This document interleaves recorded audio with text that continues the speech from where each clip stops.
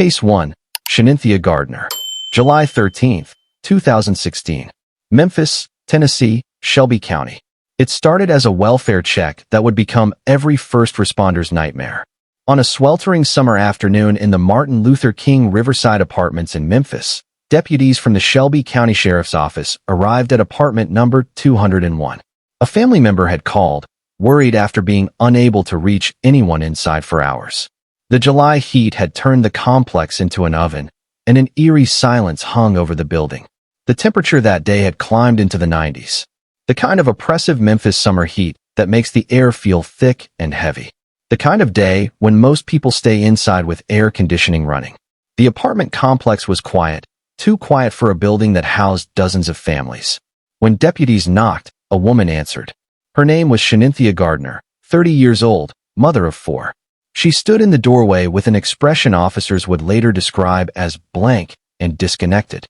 When asked if her children were home, she simply nodded and stepped aside. There was something wrong in her eyes. The deputies noticed it immediately, that 1,000-yard stare that suggests someone isn't fully present in the moment. Her movements were mechanical, robotic. She opened the door without question, without the natural concern a mother would show when police arrive asking about her children. What officers found inside that apartment would haunt them for the rest of their lives. In the small, cluttered bedroom lay 4 children. 4-year-old Talon, 3-year-old Saya, 2-year-old Savi, and 5-month-old Yahtzee. All 4 had been stabbed. All 4 were deceased. The scene was chaos. Blood spattered the walls in patterns that told a story of violence and struggle.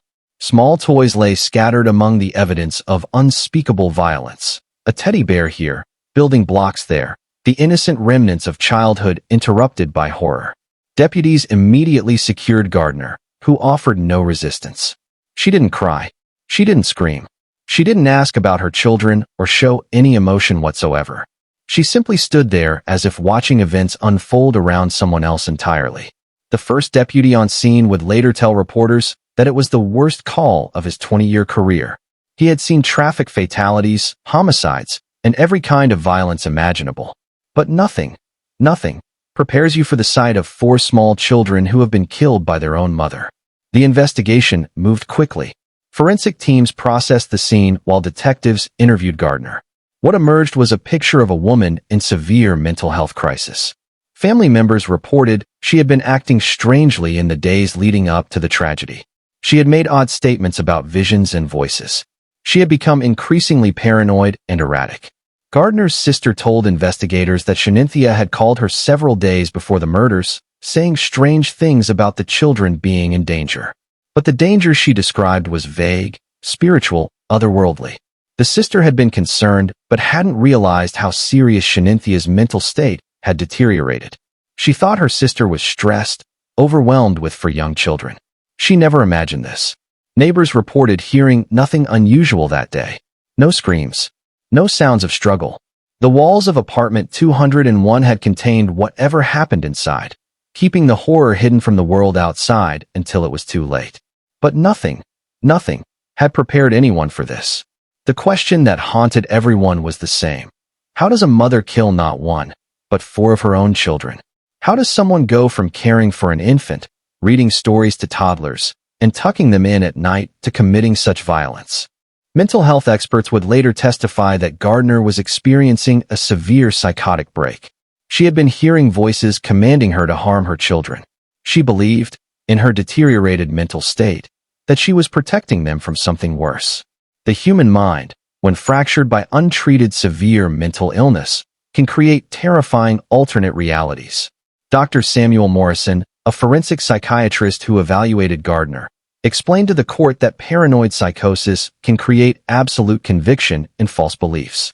To Gardner, in her psychotic state, the voices were real. The threats she believed her children faced were real. And her terrible actions, in her fractured mind, were protective rather than destructive. But the law had to respond. For children were dead. For futures erased. For lives that would never be lived. Shanynthia Gardner was charged with 4 counts of first-degree murder. The legal proceedings stretched on for years as her defense team argued she was not guilty by reason of insanity. Prosecutors pushed for justice for Talon, Saya, Savi, and Yahtzee, for innocent children who never had a chance. The trial became a focal point for discussions about mental health and criminal responsibility. Defense attorneys presented extensive psychiatric evidence showing Gardner's severe mental illness. They argued she was so divorced from reality that she couldn't form the intent necessary for murder. She didn't understand what she was doing was wrong. Prosecutors countered that regardless of mental state, Gardner had taken 4 lives. They presented evidence that she had moments of clarity, that she had made choices even within her psychosis. They argued that the community needed protection from someone capable of such violence. The jury faced an impossible task, weighing mental illness against accountability, compassion against justice, understanding against the undeniable fact that 4 children were dead. In April of 2022, after a lengthy trial that gripped the Memphis community, a jury found Shanynthia Gardner guilty. She was sentenced to life in prison without the possibility of parole. She will spend the rest of her days behind bars, while 4 small graves in Memphis stand as permanent reminders of what was lost. The verdict brought mixed reactions. Some felt justice had been served. 4 children deserved accountability for their deaths. Others felt profound sadness that mental illness had been criminalized, that Gardner herself was a victim of a broken mental health system that failed to intervene before tragedy struck. The Gardner case sparked urgent conversations across Tennessee about mental health screening for parents, about warning signs family members should watch for, and about the systems that failed to intervene before tragedy struck. Mental illness does not excuse violence, but early intervention might have changed everything. Advocates pointed out that Gardner had exhibited warning signs for weeks before the murders. She had made concerning statements. Her behavior had changed dramatically, but there was no system in place to mandate evaluation or treatment. Family members noticed something was wrong, but didn't know how to get help for someone who didn't recognize she needed it. Today, the apartment where 4 children drew their last breaths sits empty. Neighbors have moved on, but they haven't forgotten. How could they? The Martin Luther King Riverside apartments bear an invisible scar, a reminder that horror can happen anywhere, in any home, when mental illness goes untreated and children are left vulnerable. Talon would be 12 years old now. Saya would be 11. Savi would be 10. And baby Yahtzee would be 9. They could all be in school together, looking out for each other the way siblings do. They could be playing sports, making friends, discovering their talents and dreams. Instead, they're frozen in time, 4, 3, 2, and 5 months old forever. If you or someone you know is struggling with mental health issues, especially thoughts of harming yourself or others, please reach out. The National Crisis Hotline is available 24 hours a day at 988. You don't have to face this alone. Help is available. Mental health treatment can save lives, both your own and those of the people you love. These stories need to be told. They need to be heard. If you believe these cases deserve attention and that justice must be remembered, please hit that like button right now. Subscribe to Cold Case Hour and ring that notification bell so you never miss when we cover cases that matter. Your engagement helps these stories reach more people. It keeps these victims' memories alive. Take just 2 seconds and subscribe right now. These children deserve to be remembered. Case 2, Megan Boswell. December 26, 2019. Sullivan County, Tennessee. Some cases don't begin with a crime scene. They begin with a lie. When authorities in Sullivan County, Tennessee, were first contacted about a missing toddler in February of 2020, they expected to launch a search and rescue operation. A 15-month-old baby named Evelyn Mae Boswell had been reported missing by her grandfather. Tom was critical. Every hour mattered when a child this young was unaccounted for. Law enforcement in Sullivan County mobilized immediately. Amber alerts were prepared. Search teams were organized. The FBI was contacted. Everyone understood that finding a missing toddler required immediate, comprehensive action. Every minute that passed reduced the chances of a positive outcome. But as investigators dug deeper, the timeline started to fracture. Evelyn's mother, 18-year-old Megan Boswell, told investigators she had last seen her daughter the day before. Then she changed her story. She said she'd left Evelyn with a babysitter. Then the babysitter's identity changed. Then the location changed. With each interview, Megan's account shifted like sand. Detective Brad Strickler from the Sullivan County Sheriff's Office conducted multiple interviews with Megan in the days following the missing person report. He would later testify that in 15 years of law enforcement, he had never encountered someone whose story changed so dramatically and so frequently. Megan would give one account, then hours later provide completely different details. Names changed. Dates changed. Locations changed. It became clear to investigators that Megan wasn't trying to help find her daughter. She was trying to hide something. Investigators pressed harder. Something was deeply wrong. When was the last time anyone had actually seen Evelyn alive? The answer was chilling. December 26, 2019. Almost 2 months earlier. For nearly 60 days, while family members assumed Evelyn was being cared for elsewhere, the toddler had been missing. And Megan had said nothing. Think about that. 2 months. 8 weeks. 60 days. Evelyn's first birthday came and went. Christmas passed. New Year's arrived. And through all of that, Megan Boswell had not reported her daughter missing. She had actively deceived family members who asked about Evelyn, telling them the baby was with a babysitter or staying with friends. As the investigation intensified, Megan Boswell's web of lies began to unravel completely. She gave conflicting statements about where Evelyn was. She blamed different people. She claimed the child had been kidnapped. She named a babysitter who didn't exist. She referenced friends who had never met Evelyn. Nothing added up. Law enforcement knew they were no longer looking for a living child. They were looking for evidence. The search for Evelyn's body began in earnest. Investigators combed through areas connected to Megan and her family. They searched parks, wooded areas, bodies of water. They used cadaver dogs and ground-penetrating radar. They interviewed everyone who had any connection to Megan or Evelyn. On March 6, 2020, the worst fears were confirmed.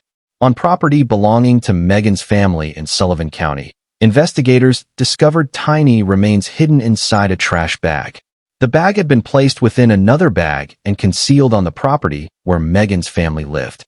Dental records and forensic analysis confirmed what everyone already knew in their hearts. This was Evelyn Mae Boswell. The baby who should have been celebrating her second birthday would never grow up. She would never speak her first full sentences. She would never go to school. Her life had been stolen at 15 months old, and then her tiny body had been hidden away like garbage. The discovery devastated everyone involved in the search. Investigators who had hoped against hope that somehow Evelyn might be found alive now faced the reality of a toddler's body hidden in trash bags. Search volunteers who had given their time to find this little girl wept when the news broke. The community of Sullivan County mourned a child they had never met but had desperately tried to save. Megan Boswell was arrested and charged with felony murder, aggravated child abuse, aggravated child neglect, and other charges. The evidence against her was overwhelming. The lies, the cover-up, the 2-month delay in reporting her daughter missing, all of it pointed to guilt. During the investigation, a horrifying picture emerged of Evelyn's final months. Evidence suggested the toddler had suffered abuse. Medical examiners found signs of previous injuries, older bruises, healed fractures, indicating that Evelyn's suffering hadn't been a single incident, but an ongoing pattern. She had been failed by the very person meant to protect her most. Megan, still a teenager herself, had been overwhelmed, isolated, and instead of seeking help, she had made choice after catastrophic choice. Investigators learned that Megan had been in a tumultuous relationship. She was struggling financially. She was living with family members while trying to maintain independence. She was, by many accounts, not ready for the responsibility of motherhood. But instead of seeking help, instead of asking family to take Evelyn, instead of exploring adoption, instead of utilizing social services, she had allegedly harmed her daughter and then hidden the evidence. The trial finally came in 2025, 5 years after Evelyn's death. For days, the courtroom in Sullivan County heard testimony about Evelyn's short life and painful death. They heard about the lies Megan told. They saw the evidence of concealment and deception. Prosecutors presented a timeline of deception that stretched back months. They showed how Megan had avoided family gatherings where Evelyn would be expected. They documented her changing stories about where Evelyn was staying. They presented digital evidence, text messages, social media posts, search histories, that painted a picture of someone trying to cover up a crime. Defense attorneys argued that Megan was a young, overwhelmed mother who had made terrible choices but hadn't intended for Evelyn to die. They suggested that whatever happened to Evelyn might have been accidental, and that Megan's lies stemmed from fear and panic rather than cold calculation. But the prosecution's case was devastating. The evidence of abuse, the prolonged concealment, the elaborate lies, the complete lack of remorse or concern for Evelyn's well-being. All of it pointed to someone who had deliberately harmed her child and then worked to avoid accountability. The jury deliberated and returned with their verdict, guilty on all counts. Megan Boswell was sentenced to life in prison plus an additional 33 years. She will be eligible for parole only after serving at least 51 years, meaning she will be nearly 70 years old before that possibility even exists. The courtroom erupted in emotion when the verdict was read. Evelyn's father, who had been serving in the military and was not involved in her care, wept. Family members who had loved Evelyn and searched desperately for her felt a measure of justice had been served. Victim advocates held each other as they processed the conclusion of a 5-year journey toward accountability. Today, Evelyn is buried in a small cemetery in Tennessee. Her grave marker shows her smiling face. A baby who should still be alive, who should be 7 years old now, starting elementary school and discovering the world. Visitors to the cemetery often leave toys at Evelyn's grave. Stuffed animals, flowers, pinwheels that spin in the Tennessee breeze. They're tokens from a community that never forgot this little girl, that searched for her, that mourned her, and that demanded justice for her. The Boswell case became a catalyst for discussions about young mothers in crisis, about family intervention, and about the systems designed to protect children. Evelyn's death was preventable. She deserved so much more.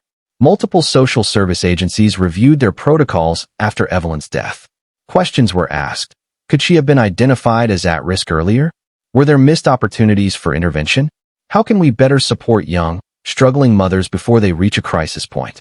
These questions matter because somewhere right now, another young mother is struggling.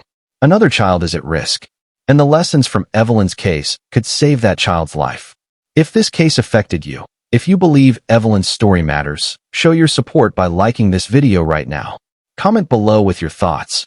What could have been done differently? How can we prevent tragedies like this? And please subscribe to Cold Case Hour. We're building a community that refuses to let these victims be forgotten. Click that subscribe button and join us. Turn on those notifications. Be part of ensuring these children are never forgotten. Case 3. Robin Howington. August 16, 2019. Knoxville, Tennessee, Knox County. The call came into Knoxville police just after midnight. A woman was reporting that her daughter had been shot. The location was a residence on the east side of the city. Officers responded immediately, racing through the late summer night with sirens blaring. It was one of those humid August nights where the air hangs heavy and still. The kind of night when windows stay open because not everyone has air conditioning. The kind of night when neighbors notice things, sounds, lights, activity. But on this particular night, in this particular neighborhood, no one had heard anything unusual until the sirens started wailing. When they arrived at the home, they found 5-year-old Destiny Oliver with a fatal gunshot wound. Despite immediate medical attention, Destiny was pronounced deceased. She was 5 years old, kindergarten age, still believing in magic and fairy tales. Standing in the home was Destiny's mother, 35-year-old Robin Howington. Her initial statement to police was that the shooting had been accidental. She claimed the gun had discharged unexpectedly. It was a terrible accident, she said. A horrible twist of fate. Robin was visibly distressed when officers arrived. She was crying, her hands were shaking, and she kept repeating that it had been an accident. She said the gun had gone off while she was handling it. She said she never meant for this to happen. She said Destiny was her whole world. But investigators weren't convinced. As detectives processed the scene and conducted interviews, inconsistencies began to emerge in Robin's account. The forensic evidence didn't match her version of events. The trajectory of the bullet, the position of the weapon, the circumstances she described, none of it aligned with an accidental discharge. Firearms experts examined the weapon, a handgun that Robin claimed had fired accidentally. They tested it repeatedly. They examined the trigger mechanism. They looked for any malfunction that could have caused an accidental discharge. The gun was functioning perfectly. It required deliberate trigger pressure to fire. This wasn't a weapon that could just go off. The bullet trajectory told its own story. Based on the angle and the wound location, forensic experts determined that the gun had been pointed directly at Destiny. This wasn't a case of someone dropping a weapon that discharged. This wasn't a ricochet. This was aimed and intentional. This wasn't an accident. This was murder. Robin Howington was arrested and charged with first-degree murder in the death of her daughter Destiny. As the case developed, prosecutors built a methodical case showing that Robin had intentionally shot her daughter. The motive remained complex and troubling, involving mental health struggles and a family situation that had deteriorated over time. Investigators learned that Robin had been struggling with depression and anxiety. She had recently lost her job. She was facing financial difficulties. She had made statements to friends about feeling overwhelmed and hopeless. Some who knew her suggested she might have been contemplating suicide and, in a tragically twisted logic, decided to kill Destiny first to spare her daughter from growing up without a mother. But nothing, no explanation, no context, could justify what had happened to Destiny. The little girl had been in kindergarten. She loved playing outside. She loved drawing and coloring. She had her whole life ahead of her, full of possibility and promise. All of that ended in a single, violent moment at the hands of the person who should have been her greatest protector. Destiny's kindergarten teacher told reporters that the little girl had been a bright, energetic student. She was making friends, learning to read, discovering that school could be fun. She had brought home artwork for her mother, colorful drawings and craft projects made with 5-year-old enthusiasm. One of those drawings, a picture of Destiny and Robin holding hands under a smiling sun, was later shown at the trial. The contrast between that innocent artwork and the reality of how Destiny's life ended was almost unbearable. The legal proceedings moved through Knox County courts over several years. Robin's defense attorneys argued for reduced charges, citing mental health factors. They presented evidence of Robin's depression, her financial stress, her feelings of hopelessness. They argued that while Robin had killed Destiny, it wasn't premeditated murder, but rather a tragic act committed during a mental health crisis.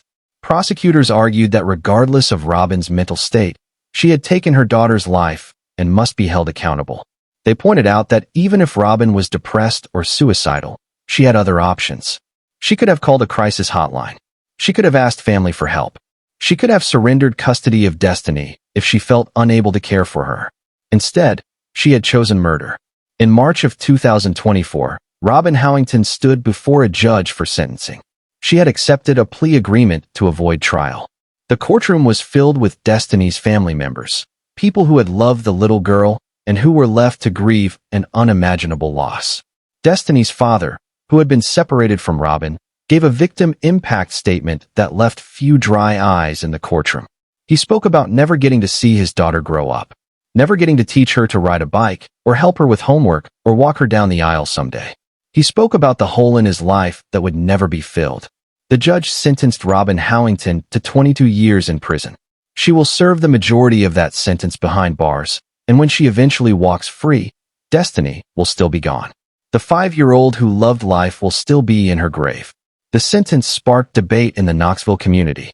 Some felt 22 years was too lenient for taking a child's life. Others felt that Robin's mental health issues had been appropriately considered. Still others questioned whether prison was the right answer when mental health treatment might be more appropriate. But these debates, while important, didn't change the fundamental reality. Destiny was dead, and no amount of prison time would bring her back. The Destiny Oliver case sent shockwaves through Knoxville. Community members held vigils. They released balloons in Destiny's memory. They demanded answers about how this could have been prevented. Mental health professionals pointed to warning signs that had been missed. Robin had been showing signs of severe depression. She had made concerning statements.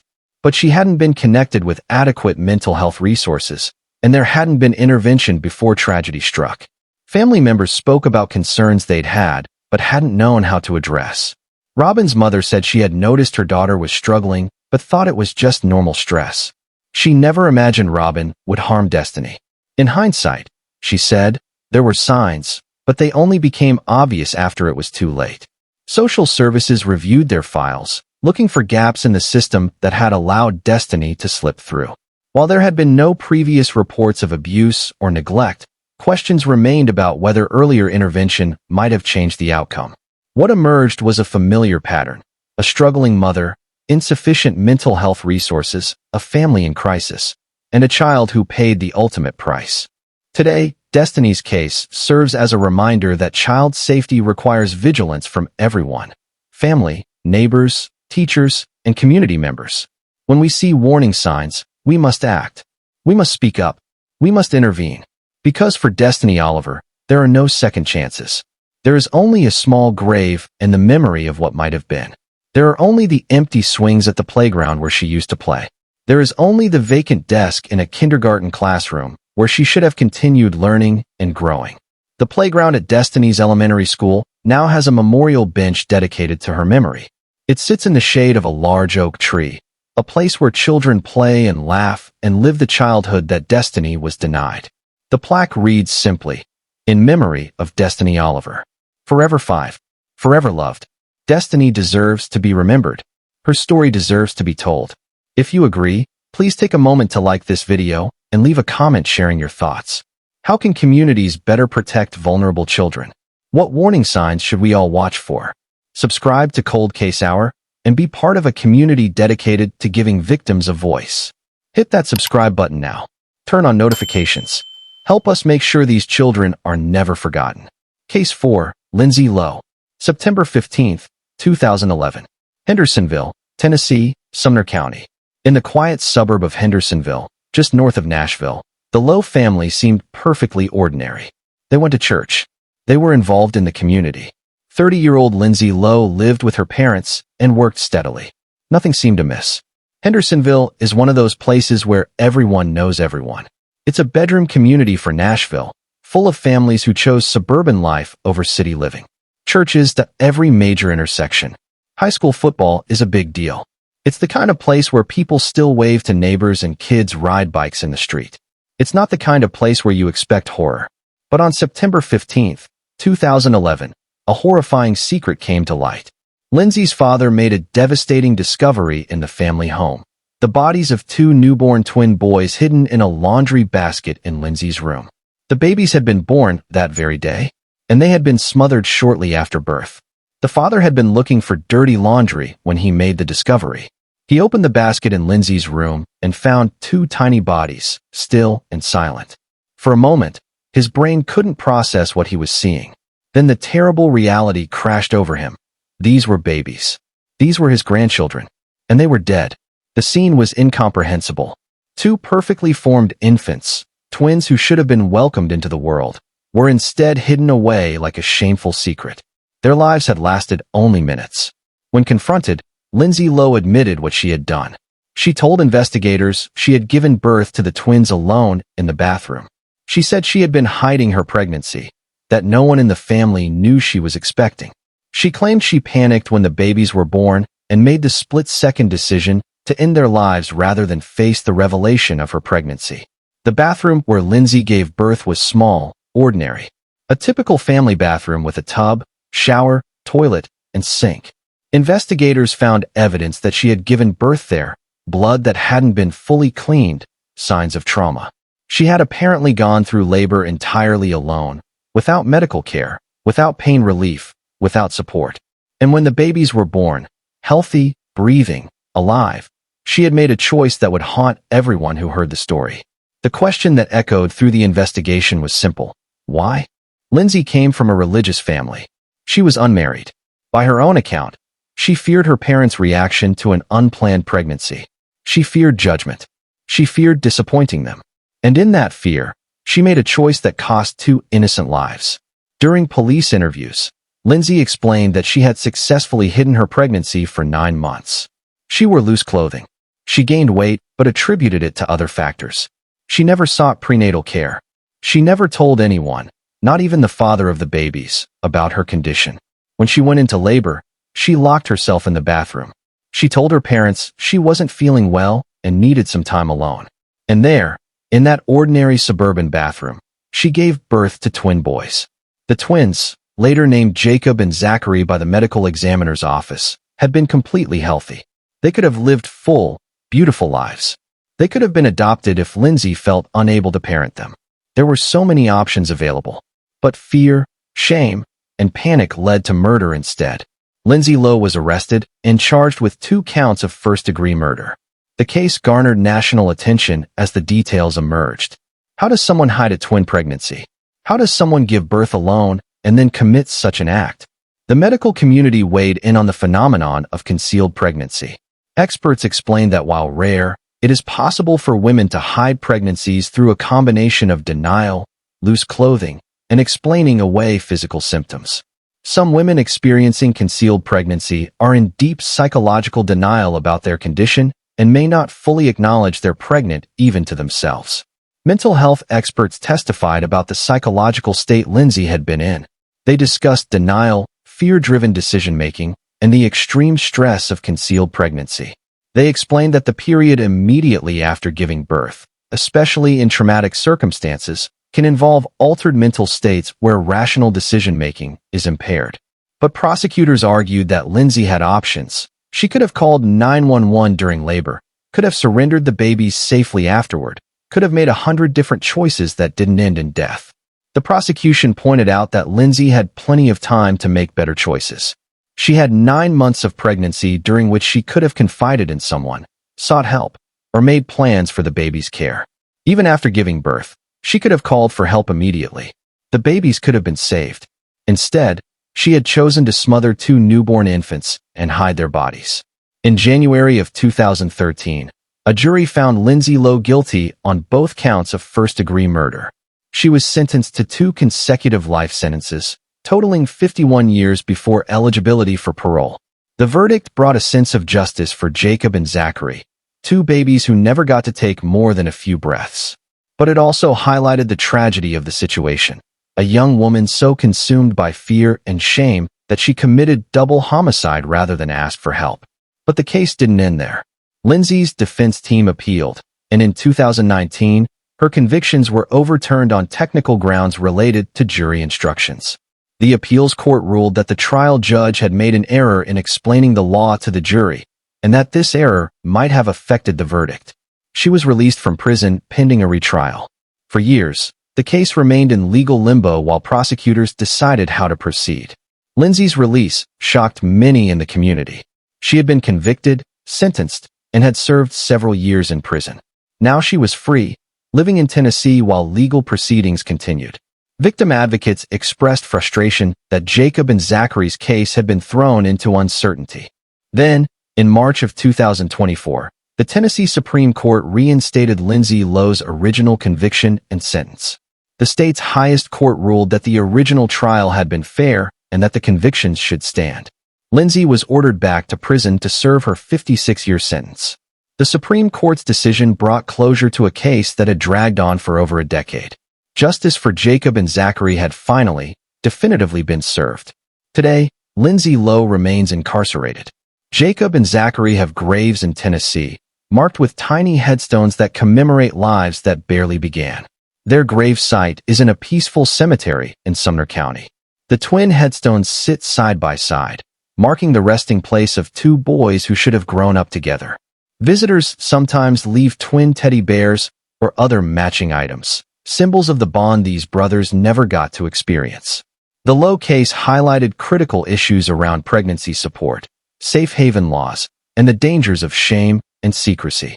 Tennessee, like all 50 states, has safe haven laws that allow parents to surrender newborns anonymously at designated locations, hospitals, fire stations, police stations, with no questions asked and no criminal consequences.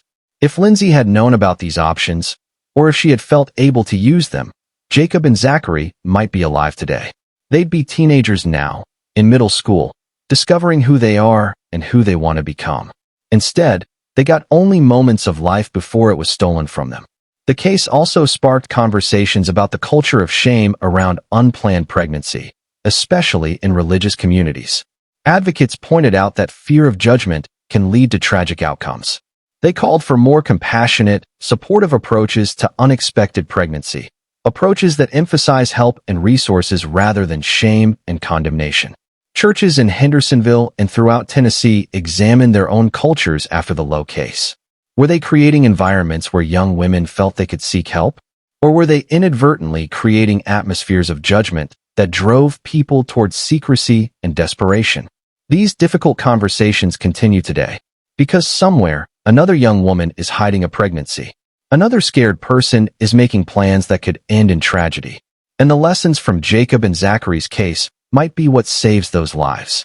Tennessee's safe haven law allows parents to surrender unharmed infants up to 72 hours old at any hospital, fire station, or police precinct. No names are required. No questions asked. It's free, legal, and confidential. The baby will be placed for adoption with loving families who are waiting. If you or someone you know is facing an unplanned pregnancy and feels overwhelmed, please know, there are options. There is help. You don't have to do this alone. Jacob and Zachary never got to live, but their story can save lives by spreading awareness about safe haven laws and pregnancy resources. Help us spread this important message by liking this video and sharing it. Leave a comment below. Did you know about safe haven laws before this video? Have you talked to the young people in your life about these options? Subscribe to Cold Case Hour to continue learning about cases that can teach us how to prevent future tragedies. Click subscribe now. Turn on notifications. Case 5, Cheyenne Dawn Maddox. June 1, 2022. Clarksville, Tennessee, Montgomery County. When first responders arrived at a Clarksville apartment on June 1, 2022, they found 13-year-old Kadaris lying on a mattress. The boy was critically malnourished and unresponsive. Emergency medical personnel rushed him to Tennesse Healthcare, but it was too late. Kadaris was pronounced deceased shortly after arrival. The cause of death: starvation. Kadaris had cerebral palsy, a condition that affected his mobility and required extra care. But cerebral palsy doesn't cause starvation. Neglect does. Cerebral palsy is a group of disorders affecting movement, muscle tone, and posture. It's caused by damage to the developing brain, often before birth. Children with cerebral palsy can live full, happy lives with proper care and support. They go to school. They participate in adapted sports. They have friends and hobbies and dreams. But they need care. They need advocacy. They need someone to fight for them. Kadaris had none of that in his final months. As investigators from the Clarksville Police Department and Tennessee Department of Children's Services began examining the circumstances of Kadaris' death, a horrifying picture emerged. This 13-year-old boy, who depended entirely on his mother for food, care, and survival, had been systematically neglected until his body simply gave out. His mother, 34-year-old Cheyenne Dawn Maddox, lived in the apartment with Kadaris and other children. Neighbors reported that they rarely saw Kadaris. The boy was essentially invisible, hidden away in the home while life continued around him. One neighbor told investigators that she had lived in the adjacent apartment for over a year and had never seen Kadaris outside. She knew Cheyenne had children. She saw the other kids playing in the courtyard occasionally. But Kadaris never appeared. At the time, she thought perhaps he was staying with other family members or that he was older and simply kept to himself. Looking back, she realized with horror that Kadaris had been trapped inside, slowly dying, while she lived just a few feet away. Medical examiners determined that Kadaris had been severely malnourished for an extended period. This wasn't a case of sudden illness or unexpected medical crisis. This was prolonged, systematic neglect. Day after day, week after week, month after month, Kadaris had not received adequate nutrition. His body had consumed itself trying to survive until there was nothing left. The autopsy findings were gut-wrenching. Kadaris weighed far less than a healthy 13-year-old should.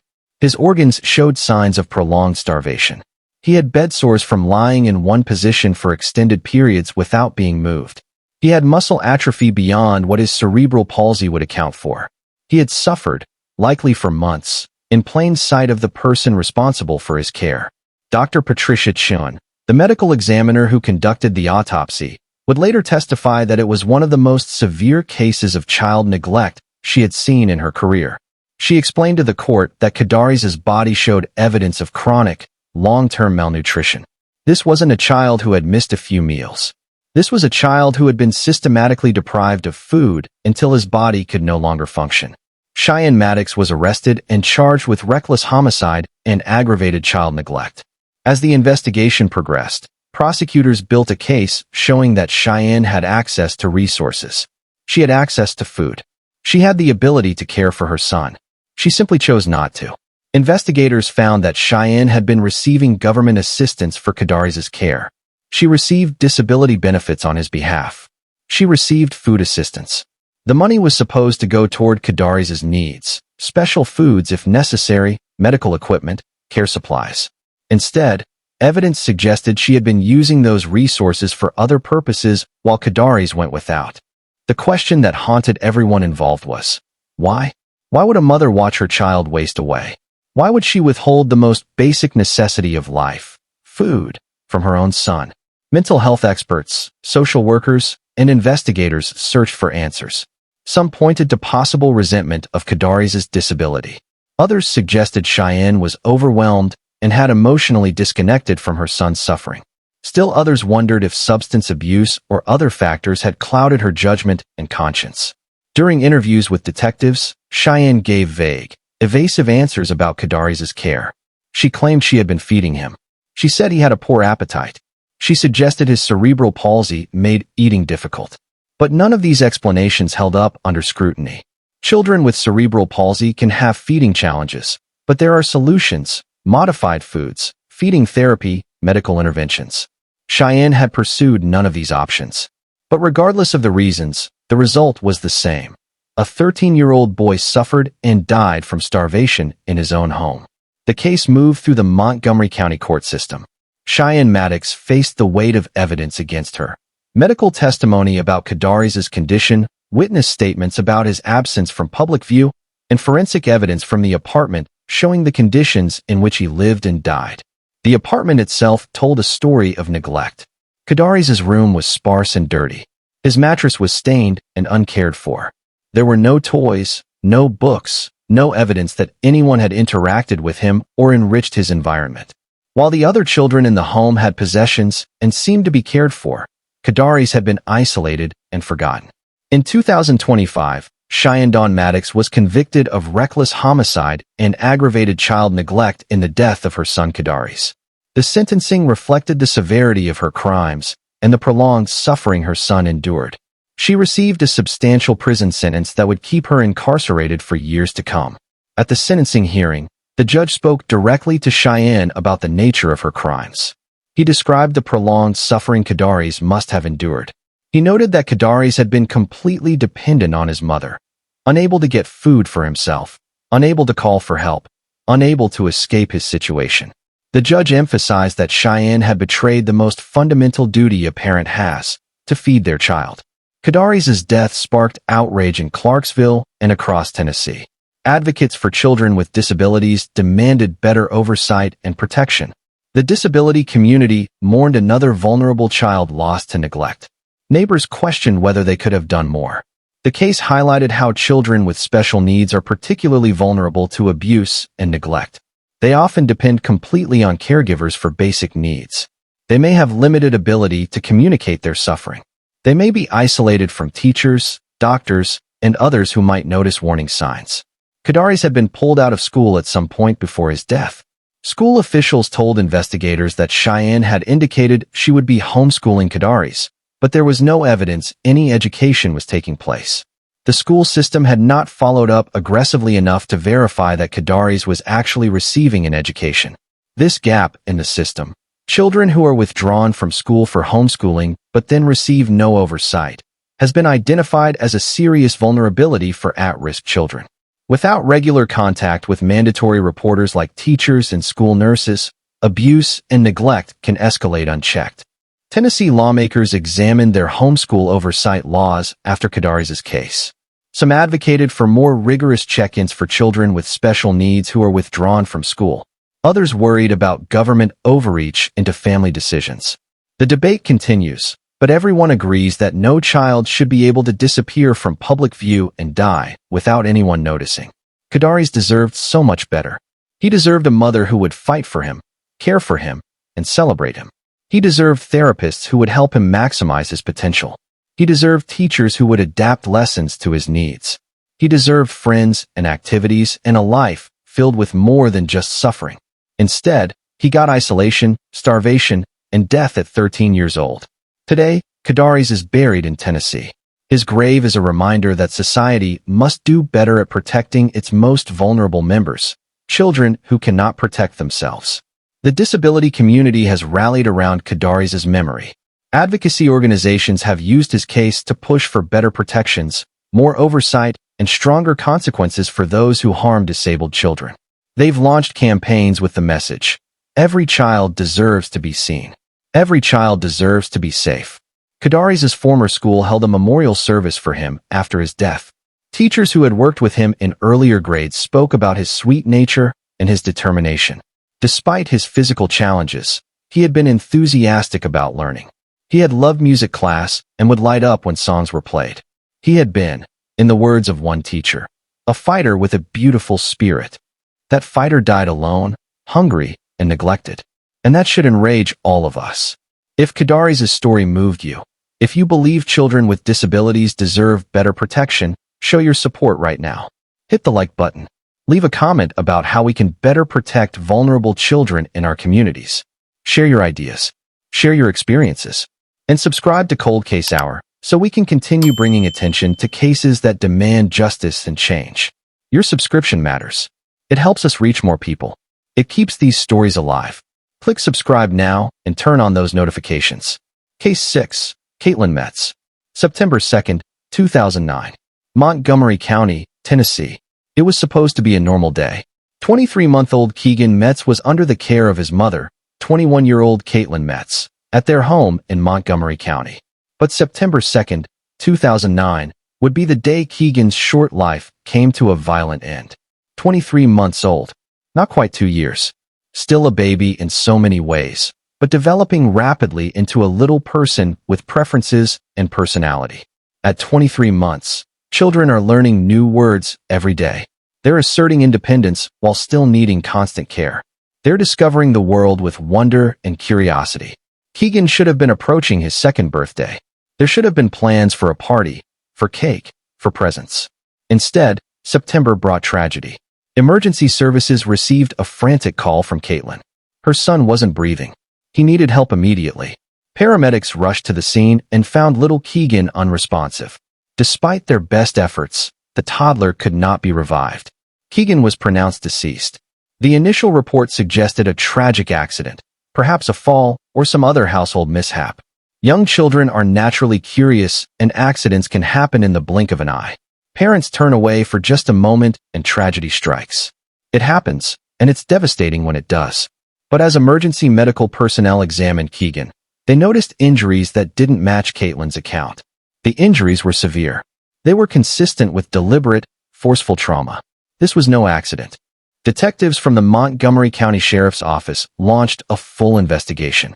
The medical examiner's autopsy revealed devastating findings. Keegan had died from blunt force trauma. His small body bore injuries that could only have been inflicted intentionally. Someone had hurt this child with enough force to kill him.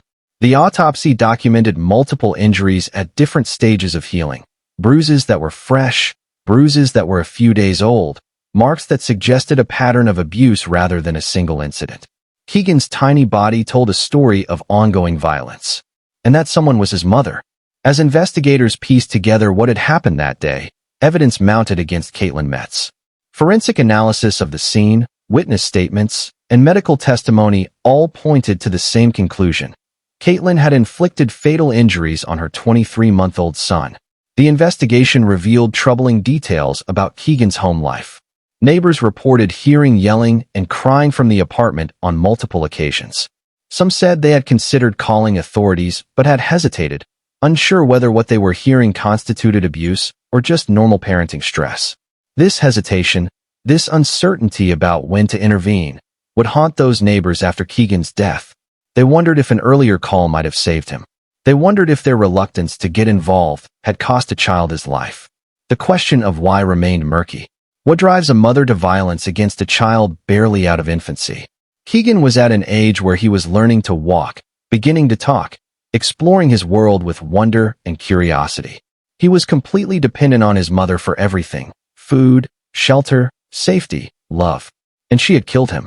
Investigators learned that Caitlyn had been struggling with the demands of single motherhood. She was young, isolated, and had limited support. Friends described her as overwhelmed and sometimes short-tempered. But being overwhelmed doesn't lead to murder unless something else is also wrong. Untreated mental health issues, substance abuse, a propensity for violence. Caitlyn Metz was arrested and charged with first-degree murder. The case devastated the Clarksville community. Another young life snuffed out. Another mother who became a murderer. The arrest made headlines across Tennessee. How could a mother kill her nearly 2-year-old child? What kind of person does that? The public struggled to comprehend such violence against someone so small and helpless. The trial came in 2014. For days, the courtroom heard heartbreaking testimony about Keegan's final hours, about the injuries he sustained, about the pain he must have endured. Jurors saw photographs of a smiling toddler, a boy who should have had his whole life ahead of him. The photographs showed a beautiful child with bright eyes and a wide smile. In one photo, he was playing with blocks. In another, he was at a park, delighted by the swings. These images of joy and innocence were placed alongside autopsy photographs showing the brutal injuries that ended his life. The contrast was unbearable. Medical experts testified in detail about Keegan's injuries. They explained the force required to inflict such trauma on a small child. They described the pain he would have experienced. They testified that these injuries could not have been accidental. They required deliberate, violent action. The prosecution presented a compelling case. They showed the pattern of injuries suggesting ongoing abuse. They presented testimony from neighbors and friends about Caitlyn's behavior. They demonstrated that Caitlyn had multiple opportunities to seek help, but instead had chosen violence. The jury returned a guilty verdict. Caitlyn Metz was convicted of first-degree murder and sentenced to life in prison. She would spend decades behind bars for taking her son's life. The conviction brought a measure of justice for Keegan. His father, who had not been involved in his care, spoke outside the courthouse about his grief and his gratitude that his son's killer had been held accountable. But the story didn't end there. In 2021, after Caitlyn had served several years of her sentence, an appeals court overturned her conviction on technical legal grounds. The court ruled that certain evidence should not have been admitted during the trial, and that this error had potentially affected the verdict. The specific legal issue involved statements Caitlyn had made to police during initial questioning. The appeals court ruled that these statements should have been suppressed because Caitlyn had not been properly advised of her rights at the time. Without those statements, the appeals court reasoned, the jury might have reached a different conclusion. Caitlyn was released from prison pending a new trial. The news devastated Keegan's family members who had believed justice had been served. Now, they faced the prospect of reliving the trauma through another trial. They would have to testify again, hear the horrific details again, see the awful photographs again, and hope for justice again. Victim advocates expressed frustration with a legal system that could overturn convictions years after the fact based on procedural technicalities. They argued that while defendants deserve fair trials, victims and their families deserve finality and closure. As of today, Caitlyn Metz's retrial remains pending. Legal proceedings continue to wind through the Tennessee court system. The case remains open, unresolved, and painful for everyone involved. The delays have been substantial. Scheduling conflicts, attorney changes, pandemic-related court closures, and various motions have pushed the retrial back repeatedly. Keegan's family remains in limbo, unable to fully grieve or move forward while legal uncertainty hangs over the case. Keegan Metz would be 17 years old now. He could be learning to drive. He could be playing sports or making music or falling in love for the first time. He could be dreaming about his future, making plans, becoming himself. He could be a high school junior, thinking about college applications and career possibilities. He could be working a part-time job, saving money for a car or college. He could be experiencing all the normal teenage milestones, dances, games, graduations. Instead, he's been gone for over 15 years, frozen forever at 23 months old. The Metz case illustrates the painful reality that justice isn't always swift or straightforward. Legal technicalities can overturn convictions. Trials can be delayed for years. And families seeking closure can find themselves trapped in endless cycles of court proceedings and appeals. The case has also become a flashpoint in debates about criminal justice reform. Some argue that the appeals process is too favorable to defendants and doesn't adequately consider victims' rights. Others counter that protecting constitutional rights must remain paramount, even when it leads to difficult outcomes. But regardless of legal outcomes, one truth remains unchangeable. Keegan Metz died from blunt force trauma inflicted by someone who should have protected him, and the person responsible must be held accountable. Keegan's grave in Montgomery County is regularly tended by his father and other family members. They leave toys and flowers, updating them with the seasons. On what would have been Keegan's birthdays, they gather to remember him and to advocate for justice in his case. The family has become active in victim advocacy, working with organizations that support families navigating the criminal justice system. They speak at events, sharing Keegan's story and pushing for reforms that would provide more support and certainty for victims' families. Keegan's case reminds us that justice delayed is not justice denied. We must keep fighting for these children. If you believe Keegan deserves justice, hit that like button right now. Comment below with your thoughts on the appeals process. Should there be limits on overturning convictions in child murder cases? How do we balance defendants' rights with victims' rights? Subscribe to Cold Case Hour and stay updated as this case develops. Ring that notification bell so you don't miss updates. These cases need attention. These children need voices. Click subscribe now. Case 7. Linda Dunavant. December 30th, 2010. Covington, Tennessee, Tipton County. The call came in just before dawn. A house was on fire in Covington, a small town in Tipton County. Firefighters rushed to the scene, battling flames that had already consumed much of the structure. As they worked to control the blaze, a horrifying discovery was made inside.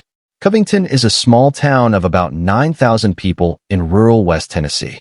It's the kind of place where volunteer firefighters know most of the people whose homes they're protecting. It's the kind of place where a house fire brings the whole community out to watch and offer support. But this fire would bring more than support. It would bring horror and heartbreak. 2 small bodies. 2 little girls. 6-month-old Chloe and 1-year-old Celeste. Both were the granddaughters of the woman who lived in the home, 54-year-old Linda Dunavant. The children had perished in the fire. But as fire investigators began their work, examining the burn patterns and the point of origin, something didn't add up. The fire showed signs of having been deliberately set. Fire investigation is a precise science. Investigators can determine where a fire started based on burn patterns, smoke damage, and heat intensity. They can identify accelerants through chemical analysis. They can distinguish between electrical fires, accidental fires, and arson. And everything about this fire pointed to arson. This wasn't an accident. This was arson. Linda Dunavant had been babysitting her 2 young granddaughters when the fire started. She had escaped the burning home, but the babies had not. As investigators questioned Linda about what happened, her story began to shift and change. Details didn't align. Her timeline didn't make sense. Her explanations for how the fire started contradicted the physical evidence. Linda initially told investigators she had been asleep when the fire started. She said she woke up to smoke and flames and tried to get to the babies, but couldn't reach them.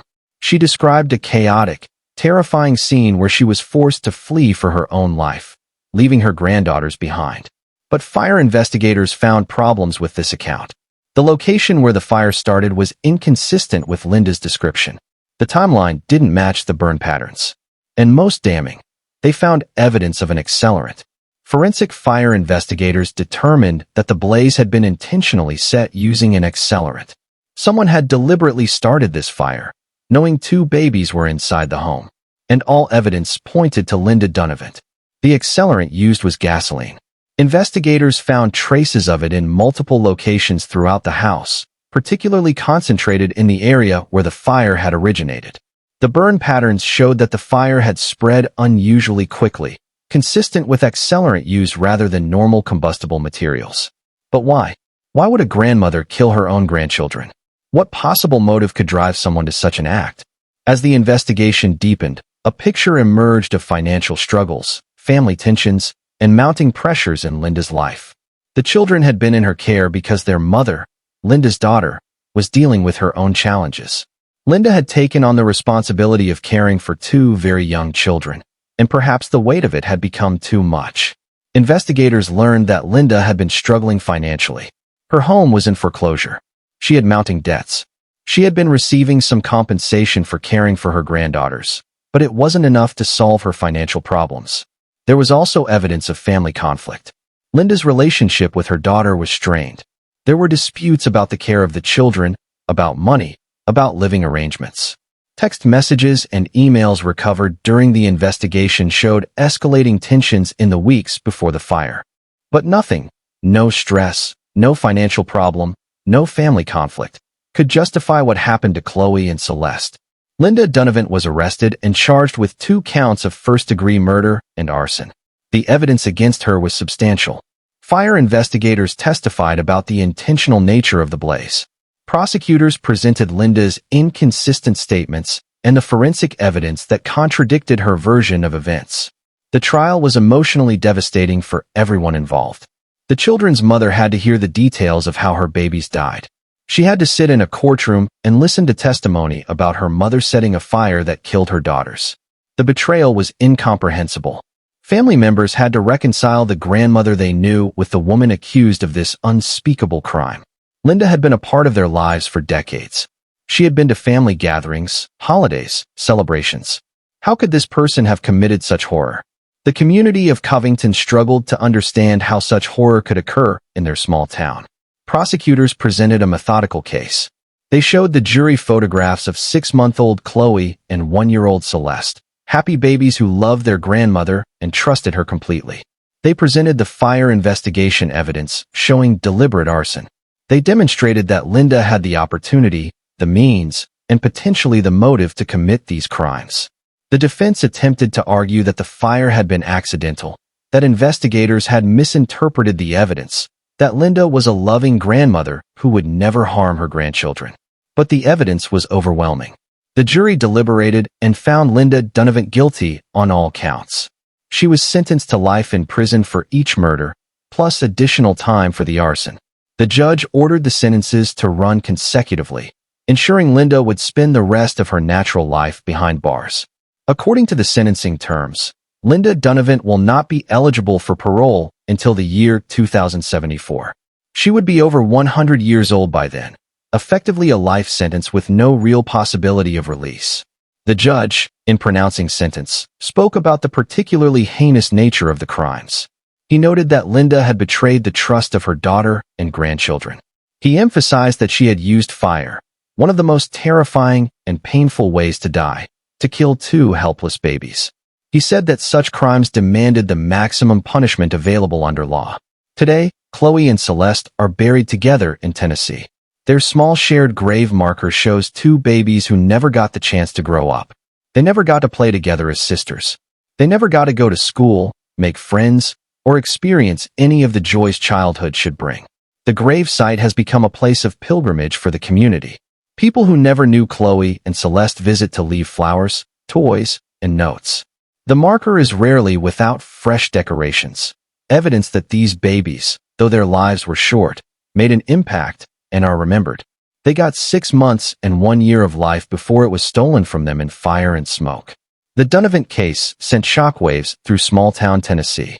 In communities where everyone knows everyone, the idea that a grandmother could murder her grandchildren seemed impossible. But the evidence didn't lie. The fire didn't lie. And justice, though painful, was served. The case also highlighted the need for better support systems for families in crisis, for grandparents raising grandchildren, and for early intervention when caregivers become overwhelmed. Perhaps if Linda had reached out for help, if support services had been available, if she had made different choices, Chloe and Celeste would still be alive today. Tennessee has many grandparents raising grandchildren, a phenomenon driven by parental substance abuse, incarceration, mental health issues, and other factors. These grandparents often struggle with limited resources, physical challenges of caring for young children at an older age, and lack of support systems. Organizations across Tennessee now work to support kinship caregivers, relatives who take on the care of children. They provide resources, respite care, financial assistance, and emotional support. These programs exist in part because of tragedies like the Dunavant case, which highlighted how dangerous it can be when caregivers reach their breaking point without help. But we can't change the past. We can only remember these 2 innocent babies and ensure their deaths weren't in vain by learning from this tragedy and working to prevent future ones. Chloe would be 15 years old now. Celeste would be 16. They'd be in high school, navigating teenage years, thinking about their futures. They'd have grown up together, sharing secrets and supporting each other through life's challenges. Instead, they died together in terror and pain, betrayed by someone they loved and trusted. Chloe and Celeste deserve to have their story told. They deserve to be remembered as more than statistics. They were real babies with real lives that mattered. If you agree, please hit that like button. Leave a comment sharing your thoughts on how we can better support overwhelmed caregivers before tragedy strikes. What resources should be available? How can communities identify grandparents who are struggling? And subscribe to Cold Case Hour to continue giving voice to the voiceless. Your subscription helps us keep telling these important stories. Click subscribe right now and turn on those notifications. These children are depending on us to remember them. Case 8, Shalonda Weems. March 27, 2005. Nashville, Tennessee, Davidson County. 6-month-old Caitlyn should have been thriving. At that age, babies are typically doubling their birth weight, learning to sit up, discovering the joy of solid foods, babbling and laughing, and connecting with the world around them. 6 months is such a precious age. Babies at this stage are becoming little people with personalities. They recognize their caregivers and light up with joy when they see familiar faces. They're starting to understand cause and effect. If I drop this toy, someone will pick it up. They're discovering their voices and experimenting with sounds. Caitlyn should have been reaching all these milestones. Instead, she was dying. But when emergency personnel responded to a Nashville residence on March 27, 2005, they found Caitlyn in critical condition. The 6-month-old baby girl was severely dehydrated and malnourished. Her tiny body was shutting down. Caitlyn was rushed to Vanderbilt Children's Hospital, where doctors fought to save her life. But the damage was too extensive. The baby had been deprived of basic nutrition and hydration for so long that her organs were failing. Despite the best efforts of medical professionals, Caitlyn died. The medical team at Vanderbilt worked desperately to stabilize the tiny patient. They started 4 fluids immediately, trying to rehydrate her severely dehydrated body. They ran tests to assess organ function. They did everything medical science could offer. But Caitlyn's body had been pushed beyond the point of recovery. Her kidneys were failing. Her heart was struggling. Her brain had been deprived of essential nutrients for too long. The doctors and nurses who worked on her were devastated when they lost her. The cause of death: severe dehydration and chronic malnutrition. In simpler terms, starvation. Caitlyn's mother, 26-year-old Shalonda Weems, had been the baby's primary caregiver. As investigators from the Nashville Police Department and Department of Children's Services began piecing together Caitlyn's final months, a heartbreaking picture emerged. This baby had not received adequate food or water. She had not been given the basic care every infant requires to survive. While other 6-month-olds were growing and developing, Caitlyn was wasting away. Medical experts testified that Caitlyn's condition didn't happen overnight. This was chronic neglect, weeks or months of insufficient care. The baby would have shown obvious signs of distress: constant crying, lethargy, weight loss, sunken eyes, dry mouth. She would have been suffering visibly. Dr. Marcus Williams, a pediatrician who reviewed Caitlyn's case, testified that the level of malnutrition and dehydration found in this baby required prolonged neglect. He explained that babies are resilient. Their bodies fight to survive even under terrible conditions. For Caitlyn to have deteriorated to the point of organ failure, she must have been deprived of adequate food and water for an extended period. And Shalonda Weems had done nothing. The question that haunted investigators was one they'd heard before: why? Shalonda had access to resources. There were programs available to help struggling parents. There were food banks, WIC programs, healthcare services, and social support systems. She could have reached out. She could have asked for help. Instead, she let her 6-month-old baby starve to death.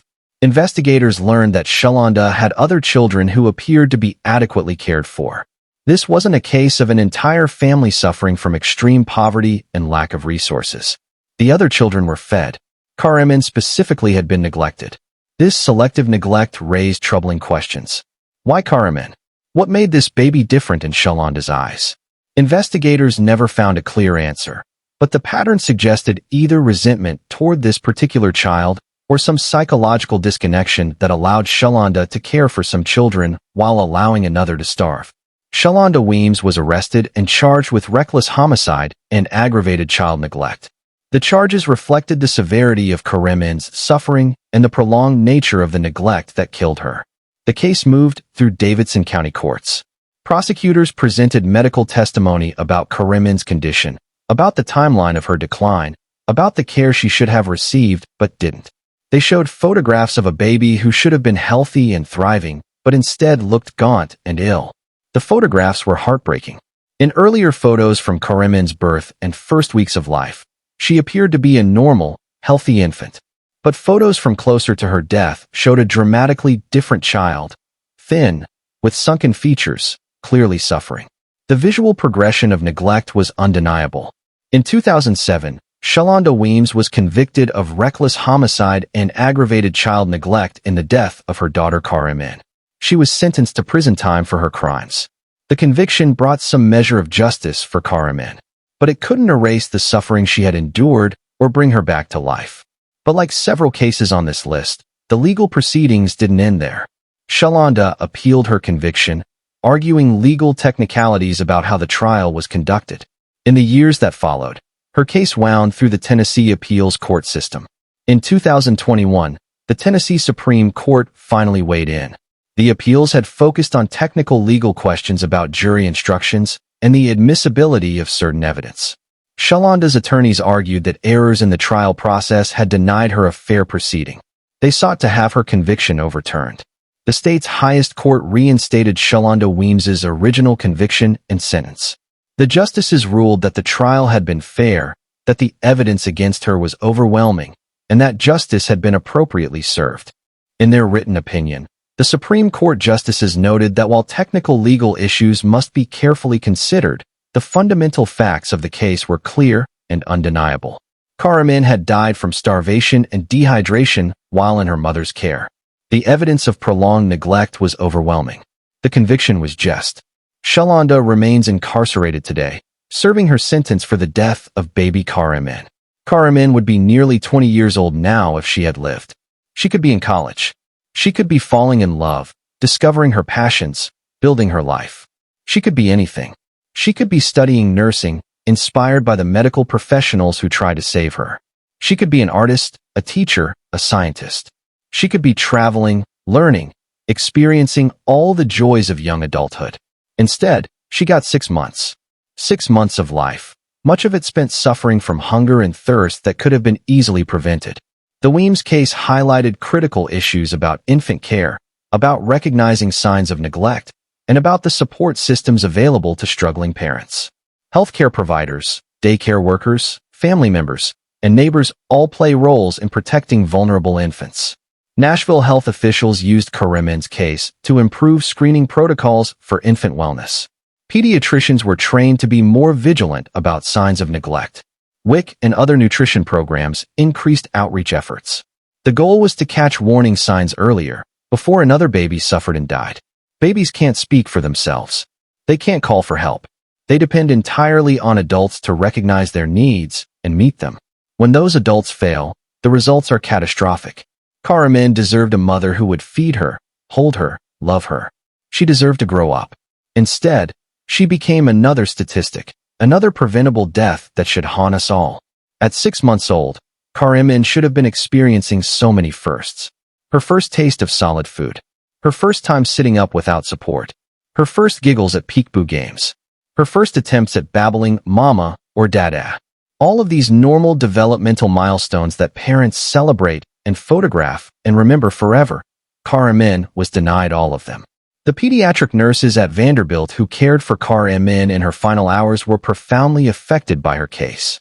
Several spoke to reporters about the emotional toll of watching a baby die from something as preventable as starvation.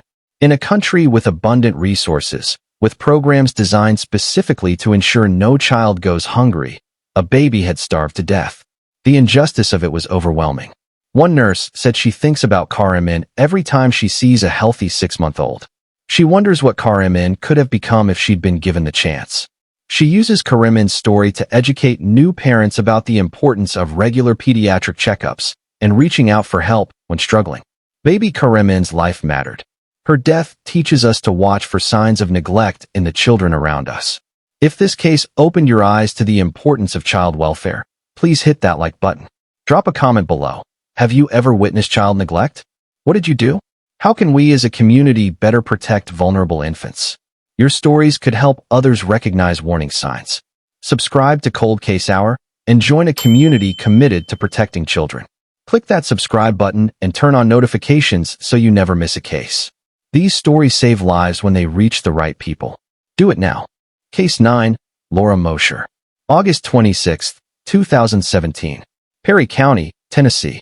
Perry County is rural Tennessee. Rolling hills, small communities, places where neighbors know each other and everyone looks out for one another. Or at least, that's the ideal.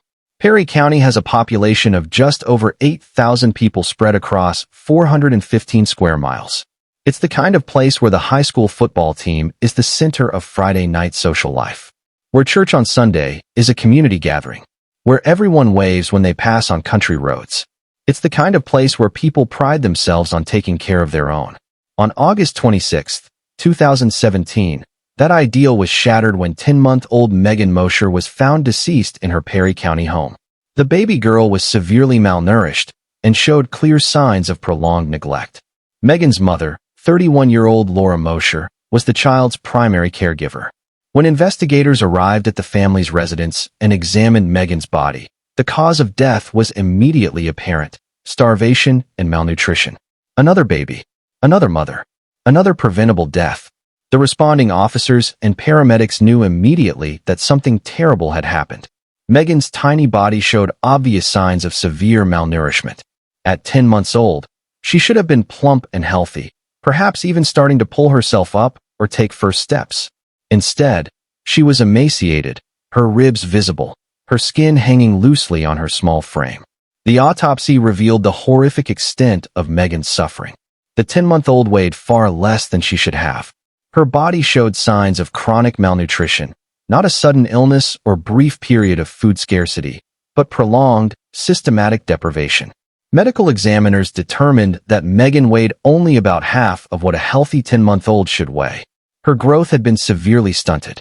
Her organs showed the effects of long-term malnutrition. She had been slowly wasting away for months.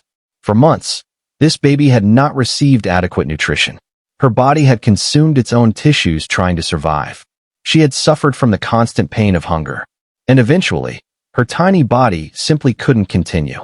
Dr. Rebecca Thompson, the medical examiner who conducted Megan's autopsy, testified that the baby's condition was among the most severe cases of infant malnutrition she had encountered. She explained that Megan's body showed evidence of the desperate measures it had taken to survive, breaking down muscle tissue for energy, shutting down non-essential functions, conserving every possible resource. But eventually, there was nothing left to conserve. Megan's body had given everything it had to the fight for survival, and it wasn't enough. Laura Mosher was arrested immediately. As investigators examined the home and interviewed family members, they tried to understand how this could have happened. Perry County is a place with tight-knit communities. How had a baby starved to death without anyone noticing? The investigation revealed that Laura had isolated herself and Megan from potential help. She hadn't taken the baby for regular medical checkups. She hadn't enrolled in WIC or other nutrition assistance programs available to low-income families. She had cut off family members who might have noticed Megan's deteriorating condition. Laura had moved to a remote area of Perry County, living in a house set back from the road with no close neighbors. She rarely left the property. She didn't attend church or participate in community activities. She had essentially created a bubble where she and Megan existed separate from the outside world. This isolation meant that no one saw Megan regularly. There were no pediatrician visits where a doctor would have immediately noticed the baby's failure to thrive. There were no daycare providers or babysitters who might have reported concerns. There were no family gatherings where relatives would have seen how dangerously thin Megan had become. In essence, Laura had created an environment where her daughter's suffering could remain hidden until it was too late. Laura Mosher was charged with reckless homicide and aggravated child neglect. Unlike some defendants who fight charges and claim innocence, Laura ultimately accepted responsibility for what she had done. In 2020, she entered a guilty plea to both charges. The guilty plea came after months of legal proceedings. Laura's attorney had initially explored various defense strategies, including arguments about Laura's mental state and capacity. But ultimately, faced with overwhelming evidence and the undeniable fact of Megan's death, Laura accepted responsibility. The guilty plea meant there would be no trial, no lengthy legal battle, no appeals process. Laura acknowledged her guilt and accepted her punishment. She was sentenced to 8 years in prison for causing her daughter's death through neglect. 8 years. Less than 1 year for each month of Megan's life. Some in the community felt the sentence was too lenient. A baby had starved to death. How could any amount of time be sufficient to balance those scales? Others argued that Laura's guilty plea at least spared Megan's family the trauma of a trial, and that 8 years in prison plus a lifetime of guilt was its own form of justice.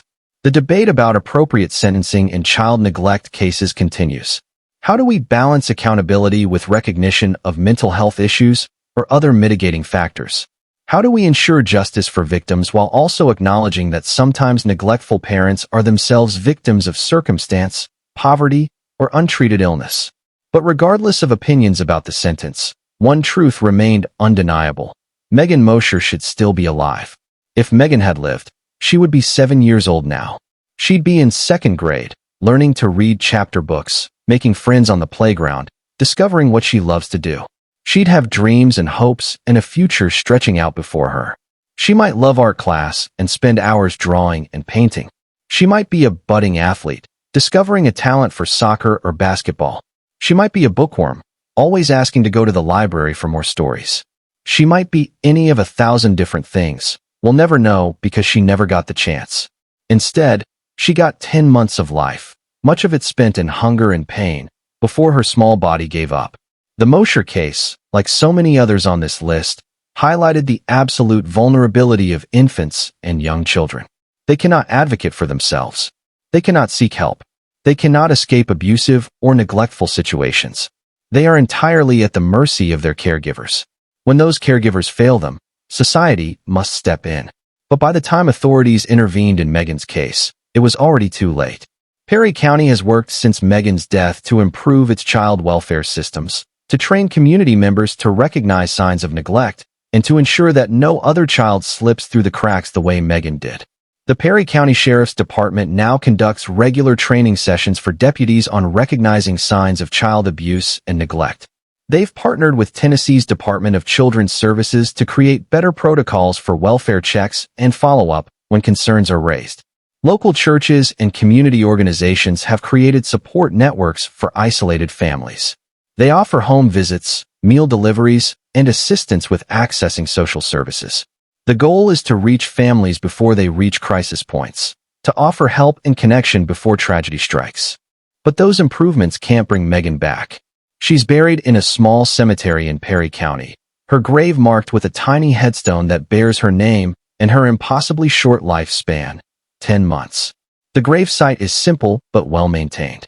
Family members visit regularly, leaving flowers and small stuffed animals. The headstone has an engraving of angel wings, a symbol of innocence, and a life cut far too short. 10 months was all she got, and she spent much of that time suffering. Megan Mosher's case reminds us that child neglect happens in small towns and big cities alike. If you believe every child deserves protection regardless of where they live, show your support by hitting that like button right now. Comment below with your thoughts. How can rural communities better protect at-risk children? What resources are needed in isolated areas? How can we overcome the challenges of geography to ensure every child is safe? Subscribe to Cold Case Hour so we can continue shining light on cases that demand attention. Your engagement helps these stories reach people who need to hear them. Click subscribe and turn on notifications now. Case 10, Jessica Chandler. February 14th, 2024. Johnson City, Tennessee. Valentine's Day, 2024, should have been a day of love and celebration for 1-year-old and 4-year-old siblings in Johnson City, Tennessee. Instead, it became the day their lives ended in the most mysterious and disturbing circumstances. Valentine's Day, a day when people express love through cards, flowers, chocolates, and gifts. A day dedicated to celebrating the people we care about most. For children, it's often a day of excitement. Parties at school or daycare, special treats, cards from friends and family. For these 2 children, Valentine's Day brought death. Emergency services received a call from a residence in Johnson City. 2 children were unresponsive. Paramedics rushed to the scene and found a 1-year-old boy and his 4-year-old sister both in critical condition. Despite immediate medical intervention, Both children were pronounced deceased. The circumstances were immediately suspicious. 2 children, both previously healthy, both suddenly deceased on the same day. This wasn't a tragic accident or a case of sudden illness. Something deliberate had happened. Paramedics and emergency room physicians recognized immediately that this wasn't a natural death. The symptoms the children presented, the circumstances of their collapse, the timeline, all of it suggested intentional poisoning or other deliberate harm. Their mother, 33-year-old Jessica Chandler, was present at the scene. As investigators from the Johnson City Police Department began their work, Jessica's behavior raised immediate red flags. She was erratic, disconnected, and her explanations for what happened made no sense. Jessica's speech was rambling and incoherent. She made bizarre statements about protecting the children from unspecified threats. She alternated between apparent grief and strange detachment. Officers on scene immediately recognized signs of severe mental health crisis. Then investigators made a chilling discovery: handwritten notes scattered throughout the residence. Jessica had left what amounted to a confession, written evidence that she had intentionally caused her children's deaths. The notes were disturbing in their content and their volume. There were dozens of pages, some coherent and others rambling and disjointed. Some appeared to be letters to the children, explaining why she had done what she did. Others were directed at God, at family members, at society at large. In these writings, Jessica described giving the children substances she believed would allow them to escape their earthly lives. She wrote about protecting them from a world she perceived as dangerous and evil. She described her actions as loving and merciful, a twisted logic that revealed the depth of her mental illness. The exact method of the children's deaths has not been fully disclosed to the public, with authorities citing the ongoing investigation, but evidence pointed strongly toward poisoning. Jessica had allegedly given her children substances that proved fatal, then documented what she had done in writing. Toxicology reports confirmed the presence of lethal substances in both children's systems. The 1-year-old and 4-year-old had ingested enough of these substances to cause organ failure and death. The process would not have been instant or painless. These children had suffered before they died. The notes revealed a woman in profound mental health crisis. They contained rambling thoughts, distorted reasoning, and clear evidence of someone detached from reality. But mental illness, no matter how severe, doesn't erase the fact that 2 children were dead. Jessica Chandler was arrested and charged with 2 counts of first-degree murder. The evidence against her was overwhelming: the children's bodies, the toxicology reports, and her own written confessions. The case shocked Johnson City and the wider Tennessee community. 2 young children, killed on Valentine's Day by their own mother. The tragedy seemed incomprehensible. Johnson City is a mid-sized city in the Appalachian region of Tennessee, known for its medical centers and East Tennessee State University. It's a community that prides itself on family values and looking out for neighbors. The idea that 2 children could be murdered by their mother on Valentine's Day was deeply traumatic for the entire area. But the case would take an unexpected turn. Jessica was held in the Washington County Detention Center awaiting trial. She was placed on suicide watch due to concerns about her mental state. Despite these precautions, in July of 2025, Jessica Chandler died in custody. The official cause of death has not been publicly released, but authorities confirmed she died in her cell at the detention center. Whether her death was suicide, medical emergency, or other cause, the result was the same. Jessica would never stand trial for murdering her children. For the families of the 2 deceased children, for their father, their grandparents, their aunts and uncles and cousins, Jessica's death meant there would never be a trial. There would never be a public accounting of exactly what happened. There would never be a sentencing or a sense of legal closure. The father of the children released a statement expressing his devastation at both the loss of his children and the loss of the opportunity for justice. He said he had hoped to face Jessica in court, to hear her explain her actions, to see her held accountable. Her death had denied him that closure. The 1-year-old boy and 4-year-old girl are buried in Tennessee. Their graves are marked with tender decorations, toys, flowers, balloons, left by family members who continue to grieve their loss. The 4-year-old had just started pre-kindergarten. She loved singing and playing dress-up.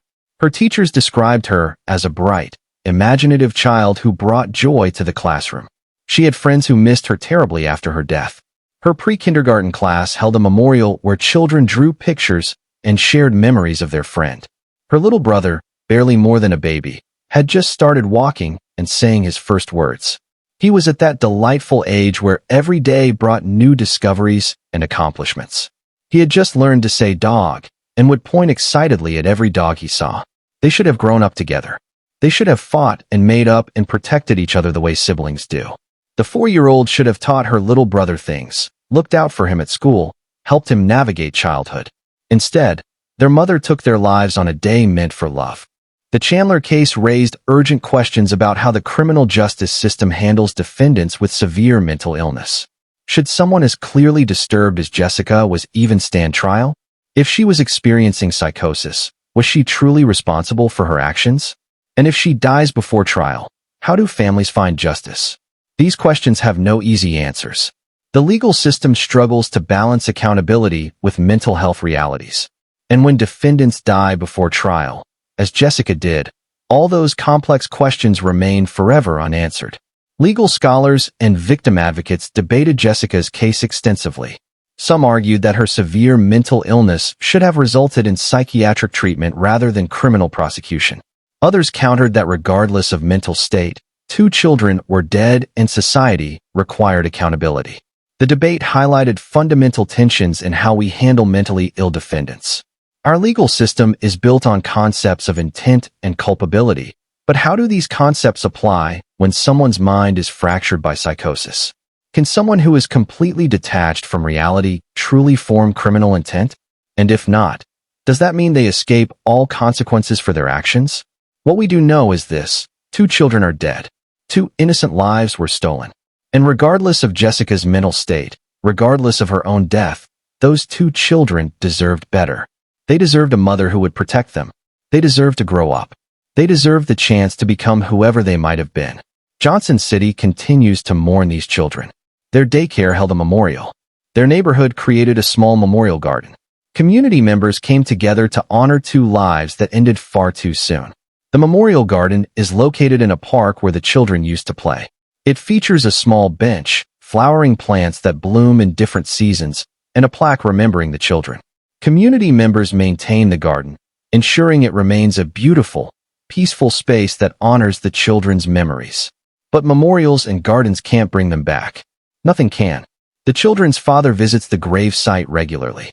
On what would have been birthdays, on holidays, on random days when the grief becomes overwhelming, he goes and sits with his children. He talks to them about what might have been. He tells them about their cousins growing up, about family events they're missing, about how much they're loved and missed. He has become an advocate for mental health awareness and better support systems for families in crisis. He speaks at events about the importance of recognizing warning signs and intervening before tragedy strikes. He wants his children's deaths to mean something, to save other families from experiencing this kind of loss. These 2 children, whose names we've chosen not to use to protect their privacy, deserve to be remembered. Their tragic deaths remind us that mental health crisis can have devastating consequences. If this case affected you, if you believe we need better mental health intervention to prevent tragedies like this, hit that like button. Comment below sharing your thoughts on how we can better identify and help parents in mental health crisis before it's too late. What warning signs should we watch for? What resources need to be more available? How can communities support families in crisis? Subscribe to Cold Case Hour and be part of a community that refuses to forget these victims. Click that subscribe button right now and turn on notifications so you're always informed. These children deserve to be remembered. Help us make sure their stories reach the people who need to hear them. Conclusion: 10 cases, 10 Tennessee mothers, 18 innocent children dead. Let that number sink in. 18 children, 18 lives that should still be continuing. 18 people who should be out there right now, going to school, playing with friends, learning and growing and becoming who they were meant to be. Instead, we have 18 graves, 18 families destroyed, 18 holes in communities that will never be filled. These are the stories that keep investigators awake at night. These are the cases that change communities forever. These are the tragedies that should never have happened. Shanynthia Gardner, who killed 4 children in a psychotic break. Megan Boswell, who hid her daughter's body after her death. Robin Howington, who shot her 5-year-old. Lindsey Lowe, who smothered newborn twins. Cheyenne Maddox, who starved her disabled son. Caitlyn Metz, whose case remains unresolved. Dunavant, who set the fire that killed her granddaughters. Shalonda Weems, whose baby died from neglect. Laura Mosher, who let her 10-month-old starve. And Jessica Chandler, who took 2 lives on Valentine's Day. Each case is unique. Each has its own circumstances, its own explanations, its own complexities. But they share common threads: children who depended on their mothers, mothers who failed catastrophically, and communities left to pick up the pieces. What can we learn from these tragedies? First, mental health matters. Several of these mothers were experiencing severe mental health crises: psychosis, depression, overwhelming stress. Better mental health screening, more accessible treatment, and reduced stigma around asking for help might have prevented some of these deaths. We need to invest in mental health infrastructure. We need therapists and psychiatrists who accept Medicaid. We need crisis intervention teams that can respond before tragedy strikes. We need public education about recognizing mental health warning signs in ourselves and others. We need to create a culture where asking for help is seen as strength, not weakness. Where admitting you're struggling doesn't lead to judgment, but to support. Where mental health treatment is as routine and accessible as treatment for physical illness. Second, community vigilance saves lives. In multiple cases, neighbors, family members, or others had concerns but didn't act on them. When you see warning signs, a child who seems neglected, a parent who seems overwhelmed, a family in crisis, speak up. Make the call. You could save a life. Don't second-guess yourself. Don't worry about overreacting or causing trouble. Child Protective Services would rather investigate 100 false reports than miss one real case of abuse or neglect. Your call could be the intervention that saves a child's life. If you see a child who always seems hungry, who wears dirty clothes, who has unexplained bruises, who seems fearful around parents, call. If you know a parent who is making concerning statements, who seems disconnected from reality, who talks about harming themselves or others, call. If you witness violence or suspect abuse, call. The number for reporting child abuse in Tennessee is 1-877-237-0204. That number is staffed 24 hours a day, 7 days a week. Your report could save a life. Third, support systems must be strengthened. Young parents, overwhelmed caregivers, families in poverty, people struggling with disabilities. These are groups that need robust support systems. Programs that help rather than judge, that offer resources rather than criticism, can make the difference between tragedy and survival. We need affordable childcare. We need parenting classes that are accessible and non-judgmental. We need home visiting programs that can identify struggling families early. We need respite care for overwhelmed caregivers. We need food assistance programs that are easy to access and adequate to meet needs. We need to recognize that supporting families isn't just charity. It's an investment in preventing tragedy. Every dollar spent on family support services potentially saves the immense costs, financial, emotional, social, of child abuse and neglect. Fourth, children are our collective responsibility. These 18 children died because the adults around them failed. Some failed actively, through violence or neglect. Others failed passively, by not intervening when they noticed something wrong. We must do better. We must create communities where every child is seen, where every child matters, where every child is protected. We must be willing to have difficult conversations, to report concerns, to support struggling families even when it's uncomfortable. We must remember that these children had no voice, no power, no ability to protect themselves. They depended entirely on the adults around them. And when those adults failed, the children paid with their lives. The children we've discussed today deserved better. They deserved to live, to grow, to thrive. They deserved mothers who would protect them, not harm them. They deserved communities that would safeguard them when their families couldn't. They didn't get what they deserved. But we can honor their memories by learning from their deaths, by strengthening our systems, by watching out for vulnerable children, and by never forgetting what happened to them.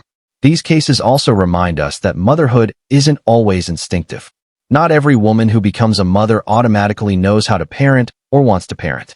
We need to create more space for honest conversations about maternal ambivalence, about struggles with parenting, about the option to surrender children to adoption when parents feel unable to care for them.